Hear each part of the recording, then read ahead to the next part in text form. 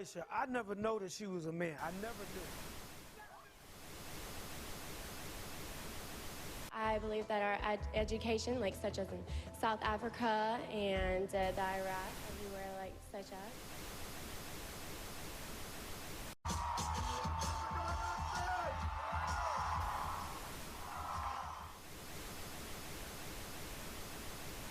Platform 8 for the 2228 Southern service to Eastbourne via Lewis.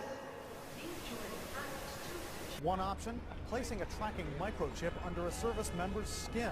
Former Special Operations Officer. And if you hear the shouting, it's a group of demonstrators who've come. 9/11 was an inside job.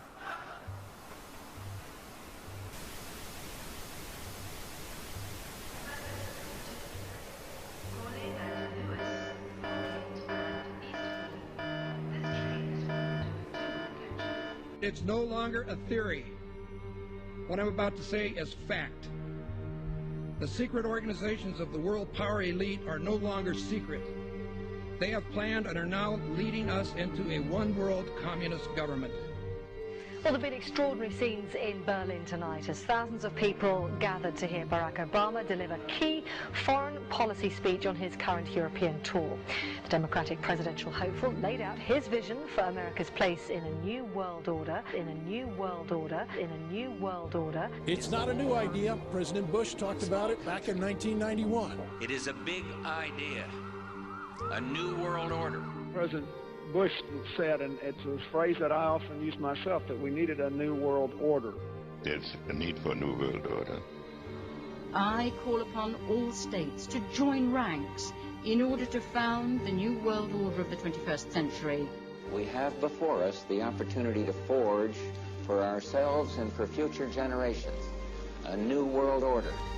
When we are successful, and we will be, we have a real chance at this new world order. And people talked then, in 1990, of a new world order. And the question for us is how we meet and master all these challenges to ensure that Britain enhances its competitiveness in the process and realizes what I believe is our destiny of success in this new world order. So, in conclusion, ladies and gentlemen, a new world is emerging. It is a new world order with significantly different and radically new challenges for the future. And people better understand that they mean exactly what they're saying. It's a new world order they're trying to create, and they're trying to do so not only without approval or consent of the governed in this country, but despite the popular will. This is a straightforward assault by the elitists in this country. There is a global meltdown coming. It is a global depression, and one world currency and one world financial system is the end game. China said last week they want one global currency. France said yesterday or the day before that they want one world order, a new world order, at the end of this event. Gordon Brown will today call on fellow world leaders to seize the opportunity created by the worldwide economic crisis to create a truly global society. The Prime Minister will use a high-profile speech in the City of London to say that Britain, the US and Europe should join together to create a new, stronger and more just world order. This engineered collapse is there as a massive problem for which you offer the solution, and the solutions are the infrastructure we've been predicting all this time, including the World Central Bank. The goal of this manipulation, and has been for a very long time, is to get the world population to see as a good idea, or the only option in given circumstances that are manipulated into place, the creation of a one-world government, a world central bank which would administer all financial transactions on the planet, a world currency, and a microchipped population linked to a global computer. The wealthy elite who have the money and the power know that if they can create a one world global social system, that they can control the central authority. In other words, world control, world domination, one of the oldest desires in the history of the world. There's a very, very clear-cut and easily identifiable system in place that puts all of these elements from media control to government control to energy control together into one apparatus working together effectively towards its final goal, which is, you know, global control. Because of the compartmentalized pyramids that they've constructed within all these institutions of government and finance and corporations, the vast majority of people who are daily making contributions to push the world in this towards this Orwellian global state have no idea that they're doing that, because they don't know how their contributions fit in with everyone else's. Only the few at the top do. Most people don't have a clue that unelected private bankers actually control the governments of the world. There is this like cozy little myth that is perpetuated between politicians and the media. The media report the world as if presidents and prime ministers are the final arbiters and decision makers in the world, which means that the people above the level of presidents and prime ministers that really make the decisions, they're never looked at or exposed by the mainstream media because they're not accepted to exist. The central bankers of the world are working together to create a one-world government. A global police state as sinister as anything George Orwell ever wrote about, where every person on the planet Earth will have an RFID chip implanted. It is the first implantable microchip for humans that has multiple security, financial, and healthcare applications. More than 100 law enforcement officials in Mexico are having microchips implanted in their arms. The chips allow a person to be scanned, sort of like a cereal box at the supermarket.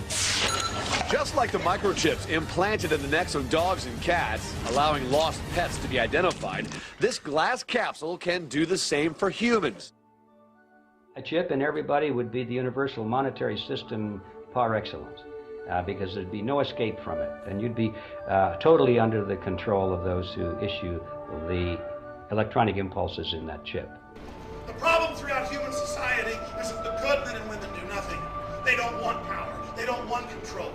They want to lead a leisurely life. They want to spend time with their family. They want to lead simple lives.